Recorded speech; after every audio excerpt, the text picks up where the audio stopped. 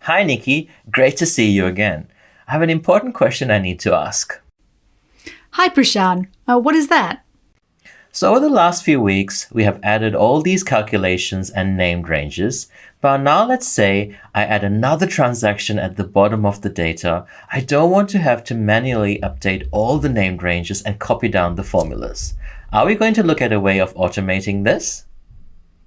That is exactly the right question, and I'm sure a lot of our learners are wondering the same thing. For efficiency and correctness, this process definitely needs to be automated. Now, some organizations will use macros to do this, but macros come with their own problems. So we're going to look at a far superior and simpler solution called a table. And that's what this week is all about. Tables are one of my favorite features in Excel, but the name may be a bit confusing to people who haven't used them before, because a spreadsheet looks a lot like a table with columns, rows, and cells. So how would you explain the difference?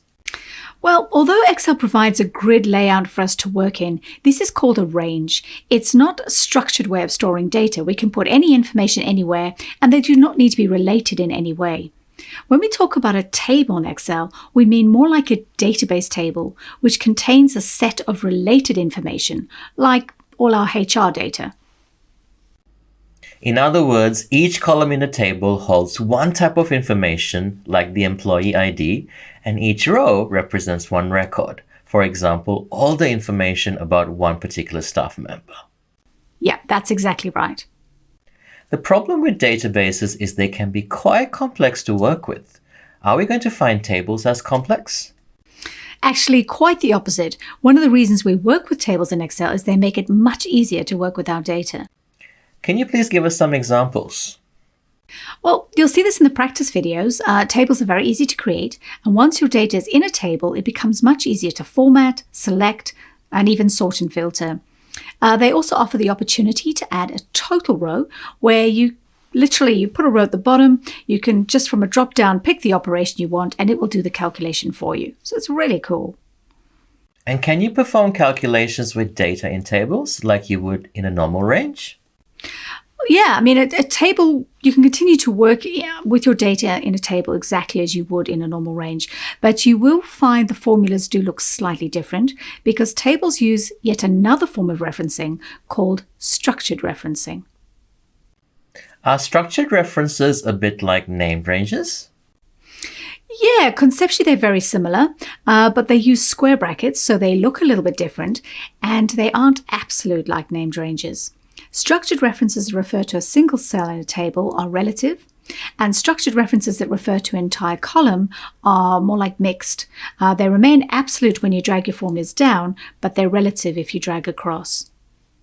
So tables are a good idea for storing and working with structured data. But coming back to my original question, how are they going to solve our automation needs? Well, that's the best bit. When you add data directly underneath or to the right of a table, it automatically extends or grows to include that new data. And all your formulas, your formatting, your data validation, even your conditional formatting extend with it. And of course, so do your named ranges. So that means the table basically behaves like a dynamic named range, and that any calculations referring to those named ranges will automatically pick up the new values. Exactly. And it works for charts too. So as you add or remove data from the table, any charts looking at that data automatically adjust. So the simple step of converting your data to a table totally automates your workbooks. So tables are really important when you start working with pivot tables, for example, and we look at those in the next course. And when you get into more advanced topics like Power Pivot, then you're really going to need to use tables. Really powerful stuff. I'm sure our learners can't wait to get started. We have 5 great videos for you this week that will cover the following topics: creating, naming, and removing tables, formatting and selecting in tables, sorting and filtering tables, performing calculations with structured references, and then automating processes with tables. Don't forget to download this week's workbooks so you can practice the skills as you go. We've got the usual quizzes for you to test your skills and another great practice challenge. Have fun with it, and now, it's over to you.